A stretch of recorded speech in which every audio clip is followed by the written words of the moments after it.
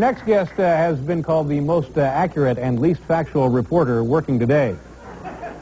His latest book right here is entitled Generation of Swine, Tales of Shame and Degradation in the 80s. Ladies and gentlemen, please welcome back Hunter Thompson. Hi,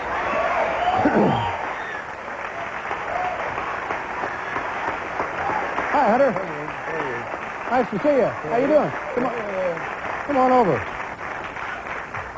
Thank you very much for being here. How you been? Oh, thank you very much for inviting me. Yeah. Where do you make your home these days? The same place I've been making it for the last 20 years. 20 years? Where is that? Woody Creek. I invited you out there the last time we were talking. Yeah. And you were born in that area? No, I'm from Kentucky. Kentucky originally. Where are you from? Indiana originally, yeah. And what is your life like there? Is it Colorado, you said? Peaceful. You're up in the mountains? 8,000 feet, yeah. Yeah. And what kind of a day do you have? So pick any day, for example. Do you get up early and write and stuff, or what? Yeah, I write early in the morning. I work all day long. Yeah. And then I cut the grass, and I chop wood. Mm-hmm. And what do you do for recreation there? Yeah, that's what I do for recreation. Yeah. I work. Do you ever hike up into the mountains? Oh, yeah, I do that I like to kill. And when you say kill, you're talking about what, neighbors? What? We don't want to talk about shooting people, do we? No, but you're teasing when you say you like to kill, right? Yeah. No, I'm not teasing. No, I used to like to kill. When I realized that I was hunting in order to kill. You like hunting? I quit. Well, I did. I quit. Yeah. But I know that when you... But I quit because I realized I was not hunting for meat. I was hunting because I like to kill. Yeah. Have you talked to anyone about this stuff? But I know... I don't have to. Yeah, I know. I found I don't have time for psycho... I found it interesting that in traveling here to be on the show, you brought with you on the airplane a rifle. Is that correct? Was it a rifle or a shotgun? I was to show it to you, but they wouldn't let me do it. Yeah. But I found it interesting that you could travel with a weapon on an airplane. David, I've told you repeatedly, if you're innocent, you can do anything. Yeah. And I am innocent. And why shouldn't I travel? Yeah, but explain the procedure to me, because... It's nothing. All you have to do is sign the red tag. I wish I'd brought the damn gun. Uh-huh. They prevailed on me not to bring it. It's a beautiful Mark V Weatherby 200 Magnum. A collector's item. No, hey, it's a working piece of state-of-the-art killing machine. Killing machine, yeah. Well, we don't really care. So guns are a killing machine. Yeah. I don't have to use them like that, but it's comforting to know that you can kill. All right, enough of that. Now, let's talk about the who we think may be the new president of the United States. David, I heard you earlier, and you think it's going to be, or was George Bush? Well, yeah, before, but, it went right down to the wires, and they're still having trouble counting the votes, and so... But if it was George Bush, how would you feel about that? Are we admitting on the air that... Let's just say if it is now George Bush, how would you feel about that? Well, by the time this thing airs, I won't be in the country.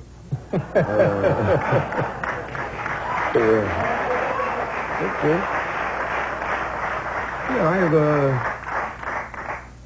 have, for 2 years, I beat him like my friend Sims Luckett said, a red-headed stepchild. And, yeah, I was right. I think Bush is not Bush so much. Bush is hard to get in your hands on. He's not really there. And I beat him, and You said things about him. You actually said threatening things about him, didn't you? Threatening? Well, the Secret Service came and told me that. I didn't really... No, let's go back to that. The Secret Service came to you and said what? Well, I was in Milwaukee, and you know how my religious bent. We've discussed this before.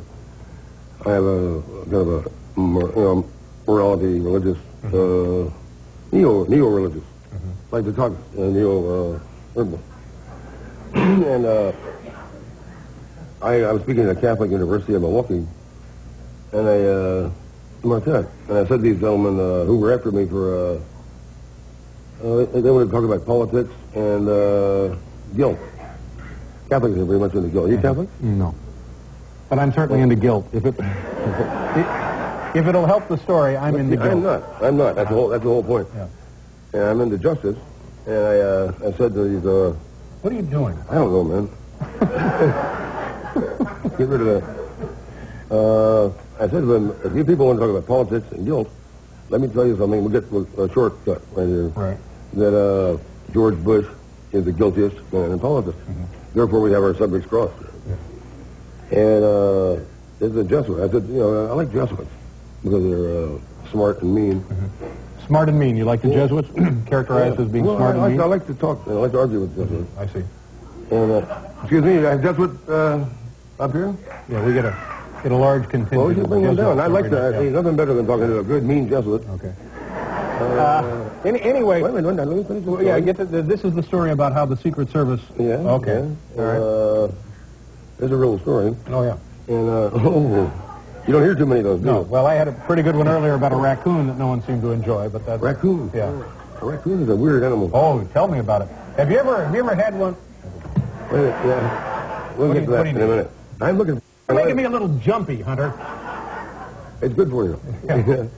Okay. You're calming me down. All right.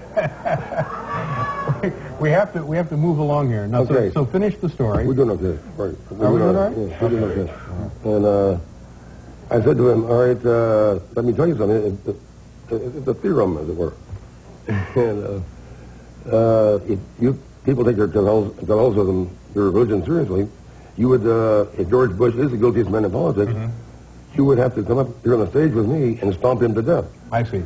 Well, if that's true, wouldn't you say that? I mean, if the man is totally guilty, and if they believe that, this is a very heavy, Catholic, Catholic school. The Secret Service... And I took a vote. You voted on it. 2 to 1. 2 to 1? 2 to 1? To join me and tell me that. The vice president to death? Yeah. On stage? On stage, yeah. No, see, we can take a vote here. No, we don't want to take any votes. But, so what did the Secret Service say? They came to you? The Milwaukee Journal the next day on the front page headline saying that the crazed gonzo author advocates stomping vice president to death. I did not. I didn't do that. I just said if you believe, if you want to talk about guilt, you want to talk about religion, I'm just a hillbilly. I don't know too much about religion, but we share one thing in common, which is a sense of justice. I see. And but the Secret Service then kind of they came to... worried. I was going to Washington to cover the Iran-Contra hearings, and I kept getting calls from the Secret Service. Right. And I finally returned one, and I said, well, hey, whatever problem you have, is it going to affect my press credentials in Washington? No, I don't think wanting to stomp the vice president to death... I would never stomp the vice president to death. I need these people. Okay. I'm telling you, we're out of time. I'm sorry. Yeah, I know. We want to hear more about this killing machine.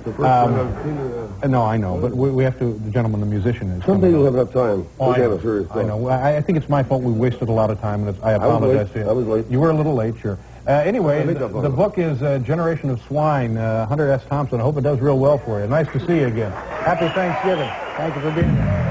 We'll be right back.